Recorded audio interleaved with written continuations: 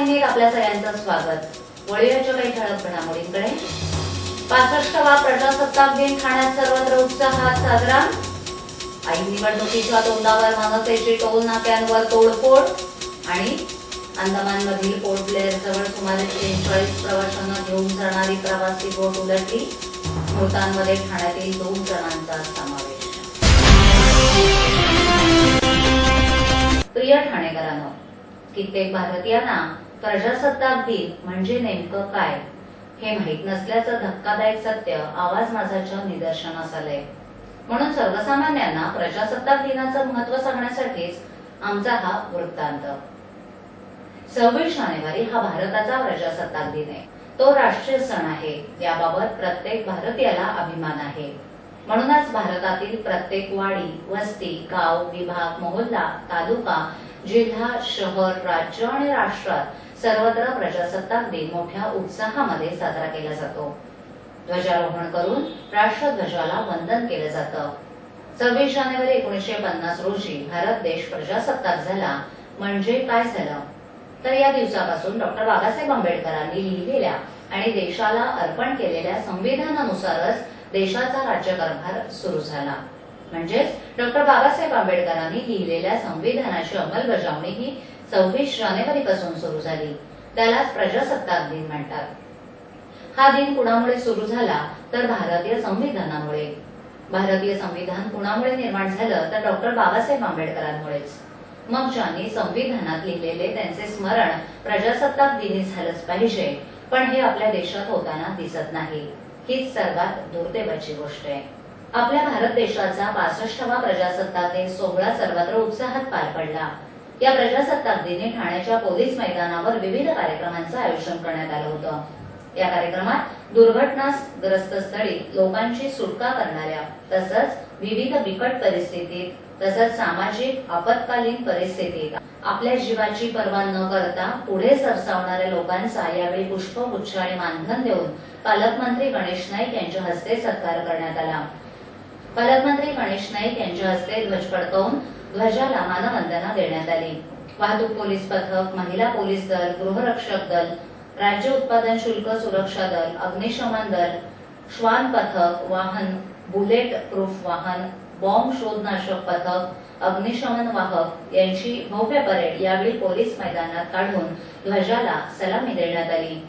यावेळी शालेय विद्यार्थ्यांनी देखील ध्वजाला मानवंदना दिली। या कार्यक्रमाला पालकमंत्री गणेश नाईक, पोलीस आयुक्त के.पी. रघुवंशी, जिल्हाधिकारी पी. वेलरसू, आमदार प्रताप सरनाईक, आमदार राजन विचारे, आमदार एकनाथ शिंदे तसंच भाजपाचे संजय केळकर उपस्थित होते। त्याचबरोबर ठाणे महानगरपालिकेमध्ये महापौर हरिश्चंद्र पाटील यांच्या हस्ते ध्वजारोहण करण्यात आलं। यावेळी ठाणे महानगरपालिकेचे सर्व अधिकारी, पदाधिकारी मोठ्या संख्येनं उपस्थित होते। ठाणे महानगरपालिका हद्दीत घर घेताय का? मग ते अनधिकृत तर नाही ना, याची खातर जमा करा। अनधिकृत घर घेणं हा विकणाऱ्यासोबत विकत घेणारा देखील तितकाच दोषी असतो। ठाणे महापालिकेतर्फे जनहितार्थ प्रसारित। मनसे अध्यक्ष राज ठाकरे यांनी पुन्हा एकदा टोल विरोधी आक्रमक भूमिका घेतली आहे। टोल नाक्यांवर टोल भरू नका, कुणी आडवं आलं तर फोडून काढा असा आदेश राज ठाकरे यांनी कार्यकर्त्यांना दिलाय। त्यानंतर लगेचच त्याची अंमलबजावणी करण्यात आली।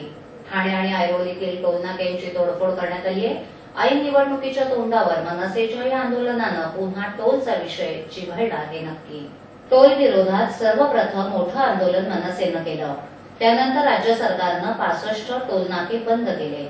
रस्ता बांधून झाल्यानंतर टोल सुरू करायचा असतो, पण इथे आधीच टोल नाके उभारले जातात। यापुढे कुणीही टोल भरू नका। जर कुणी मागितला तर त्याला उत्तर द्या, मागणी केलीच तर त्याला तुडवून काढा। यापुढे कुणीही टोल भरायचा नाही। जे काही व्हायचं असेल ते होऊन जाऊ द्या असा आदेश राज ठाकरे यांनी दिलाय। आमच्या कार्यकर्त्यांवर केस झाले आहेत, ते आम्ही मागे घेऊ, कारण आगामी निवडणुकीमध्ये मनसेची सत्ता नक्कीच येईल असा दावा राज ठाकरे यांनी केलाय। या घोषणेनंतर लगेचच मनसे कार्यकर्त्यांनी ठाण्यातील आनंदनगर, आयआरबी आणि ऐरोली टोल नाक्यांची तोडफोड केली। काल ठाण्याच्या हायवेवरील आनंदनगर टोल नाक्यावर मनसे कार्यकर्त्यांनी तोडफोड केल्यानंतर आज पुन्हा मनसे कार्यकर्त्यांनी गांधीगिरी करत नागरिकांना टोल न भरण्याचं आवाहन करत अशा विषयांचे स्टिकर्स वाहनांवर लावण्यात आले. एकीकडे तोडफोड आणि दुसरीकडे असे शांततेत मनसेचं आवाहन मनसेच्या आक्रमक भूमिकेला छेद देणार आहे. या टोल नाक्यांवर जवळपास 25 कार्यकर्ते सकाळपासूनच टोल न भरण्याचं नागरिकांना आवाहन करत होते. दरम्यान गेल्या वेळेस टोलचा मुद्दा उपस्थित करून राज ठाकरे गप्प का बसले आणि आता लोकसभा निवडणुका तोंडाशी आल्यावरच हा मुद्दा का उपस्थित केला गेला? शिवाय नाशिकला मनसेची सत्ता असताना देखील नाशिककरांना देखील टोल प्रश्नांना सामोरं का जावं लागतंय असा सवाल ठाणेकरांकडून उपस्थित केला जातोय. ही सर्व आंदोलनं जर जनतेसाठी चालली आहेत की राजकारण्यांसाठी? राजकारण्यांची ही राजकीय खेळी न समजणे इतके ठाणेकर दुधपुळे राहिलेले नाहीत एवढं मात्र नक्की. लोकसभा निवडणुकीचे पडघम वाजू लागल्यानं सर्वच राजकीय पक्षांना जनता जनार्दनाचा पुळका येऊ लागलाय. मनसेनं राज्यभर टोलफोड सुरू केली असतानाच ठाण्यातील कळवा इथे राष्ट्रवादीचे आमदार जितेंद्र आव्हाड यांनी रस्त्यासाठी रेल्वेनं आपली जागा ठाणे महानगरपालिकेकडे हस्तांतरित करावी या मागणीसाठी आज हजारो नागरिकांसह रस्त्यावर ठिय्या मांडला. यावेळी तब्बल 2000 रेल्वे आणि सीआरपीएफचे जवान तैनात केल्यानं कळव्यामध्ये तणाव पसरला होता.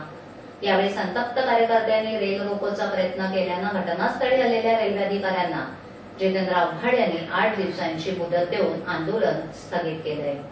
कळवा पश्चिमेकडील रेल्वे स्थानकानजीकच्या जागेतून कळवावासियांना मार्गक्रमण करण्यासाठी रस्त्यांची मानवाय. तुर्तास इथे असलेल्या रस्त्याची रेल्वे प्रशासन देखभाल करत नाही आणि स्थानिक प्राधिकरण असलेल्या ठाणे महापालिकेलाही दुरुस्ती करू देत नाही. त्यामुळे लाखो रहिवाशांना स्टेशनला ये जा करणं जिकरीचं झालंय. गेली अनेक वर्ष या रस्त्याचं दुखणं असून रेल्वेची ही जागा ठाणे महापालिकेकडे वर्ग करण्यास रेल्वेची चालढकल सुरू आहे. तेव्हा राष्ट्रवादीच्या स्थानिक लोकप्रतिनिधींनी ही बाब आमदार जितेंद्र आव्हाड यांना सांगितल्यानंतर सोमवारी अचानक हजारो नागरिकांसह कळव्यात रेल्वे विरोधात आंदोलन छेडण्यात आलं. दरम्यान आमदार जितेंद्र आव्हाड यांनी वोट बँकेसाठी सुरू केलेल्या दबंगगिरीची चर्चा ठाण्यात सुरू झाली आहे. यापूर्वीही आमदार आव्हाड यांनी कळवा मफतलाल येथील अनधिकृत घरांसाठी रेल रोको करून आंदोलन छेडलं होतं. ठाण्यात प्रजासत्ताक दिनानिमित्त विविध कार्यक्रमांचं आयोजन करण्यात आलं होतं. यामध्ये शालेय विद्यार्थ्यांबरोबरच युवा पिढीनं देखील आपला उत्स्फूर्त सहभाग नोंदवला. ठाण्यातील शिवाईनगर येथील शाळेतील विद्यार्थ्यांनी तिरंगा ध्वज फडकवून राष्ट्रीय गायनानं ध्वजवंदना दिली.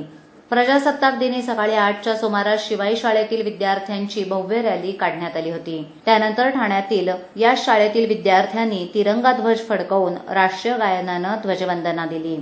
तसंच ए मेरे वतन के लोगो हे कवी प्रदीप यांनी 1962 मध्ये भारत आणि चीन हल्ल्याला अनुसरून हे गीत लिहिलेलं होतं आणि 26 जानेवारी 1963 मध्ये प्रजासत्ताक दिनी दिल्ली इथे हे गीत प्रथमच स्वरसम्राज्ञी लता मंगेशकर यांनी गायलं. या गीताला 50 वर्ष पूर्ण झाली आहेत. या निमित्तानं शिवाई शाळेच्या 2800 विद्यार्थ्यांनी ए मेरे वतन के लोगो या गीताचं समूह गायन करून शहीदांना सलामी दिली. युवा पिढीचा देखील उत्स्फूर्त असा सहभाग या प्रजासत्ताक दिनी ठाण्यात मिळाला. यानिमित्त बाईक रॅलीचं आयोजन करण्यात आलं होतं. यामध्ये मोठ्या संख्येनं तरुण वर्ग सहभागी झाला होता.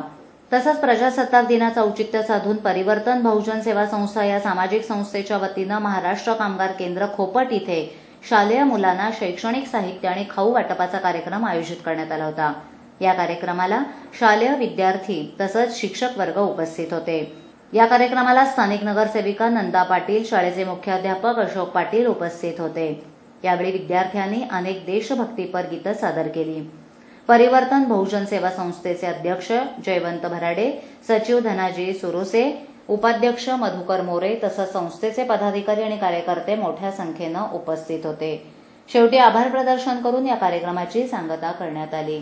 त्याचबरोबर प्रजासत्ताक दिनाचं औचित्य साधून साईयोग सामाजिक सेवाभावी संस्थेतर्फे देखील विविध सांस्कृतिक कार्यक्रमांचं आयोजन करण्यात आलं होतं.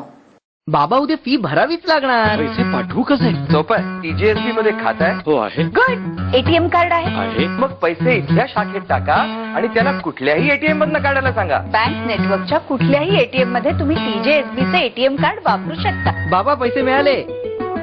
आता बँकिंग इज नो टेन्शन यार. अंदमानमधील पोर्ट ब्लेअर जवळ सुमारे 46 प्रवाशांना घेऊन जाणारी प्रवासी बोट उलटल्यानं 17 जण बुडाल्याची भीती व्यक्त होतीये. अपघातानंतर लगेचच प्रवाशांसाठी मदत कार्य सुरू झालं आहे. या प्रवासी बोटीतून प्रवास करणाऱ्या प्रवाशांमध्ये ठाण्यातील प्रवासी अधिक असल्याची प्राथमिक माहिती आहे. तामिळनाडूच्या कांचीपुरम येथून 46 प्रवाशांना घेऊन जाणाऱ्या बोटीला दुपारी 4च्या सुमारास अपघात झाला. याची माहिती मिळताच मदत कार्य सुरू करण्यात आलं. या अपघातानंतर 12 जणांना वाचवण्यात यश आल्याचं समजतं. मृतकांमध्ये निश्चित आकडा समजलेला नाही. या दुर्घटनेत ठाण्यातील भास्कर कॉलनीतील चंद्रशेखर भोसेकर आणि त्यांची पत्नी अलका यांचा मृत्यू झाल्याचं समजतं. हे कुटुंब मनमिळावू आणि अतिशय मदत करणारं असल्याचं शेजारी राहणाऱ्या लोकांनी सांगितलं. दरवर्षी हे कुटुंब कुठे ना कुठे फिरायला जातं, मात्र यावर्षी हे कुटुंबीय काळाच्या झडपेतच मृत्युमुखी पडले. त्यामुळे परिसरात हळहळ व्यक्त होत आहे. ठाण्यातील कोरम मॉलमध्ये परिणीती चोप्रा आणि सिद्धार्थ मल्होत्रा हे आपल्या आगामी चित्रपट हसी तो फसी या सिनेमाच्या प्रमोशनसाठी आले होते. हिंदी सिने अभिनेत्री परिणीती चोप्रा आणि अभिनेता सिद्धार्थ मल्होत्रा यांनी यावेळी प्रेक्षकांच्या मागणीनुसार सिनेमातील गाण्यांवर परफॉर्मन्स दिला. चित्रपटातील गाण्यांवर त्यांनी आपला परफॉर्मन्स दिला. यावेळी परिणीती आणि सिद्धार्थला पाहण्यासाठी मोठ्या प्रमाणावर त्यांच्या चाहत्यांनी मॉलमध्ये एकच गर्दी केली होती. आजच्या ठळक घडामोडी शेवटी पुन्हा एकदा 65वा प्रजासत्ताक दिन ठाण्यात सर्वत्र उत्साहात साजरा. ऐन निवडणुकीच्या तोंडावर मनसेची टोल नाक्यांवर तोडफोड आणि अंदमानमधील पोर्ट ब्लेअर जवळ सुमारे 43 प्रवाशांना घेऊन जाणारी प्रवासी बोट उलटली. मृतांमध्ये ठाण्यातील 2 जणांचा समावेश. आपल्या विभागातील काही सूचना अथवा समस्या असल्यास आमच्यापर्यंत जरूर पोहोचवा. आम्ही तुमचा आवाज नागरिकांपर्यंत नक्की पोहोचवू. आम्हाला संपर्क करण्यासाठी आमचा पत्ता आवाज माझा 103 सायलेट आदर्शनगर समोर कोलबाट रोड ठाणे पश्चिम. आमचा दूरध्वनी क्रमांक 9773503326. तर मग उद्या पुन्हा भेटू याच वेळी याच ठिकाणी काही नवीन घडामोडींसह आवाज माझा वृत्तवाहिनीत. तोपर्यंत नमस्कार.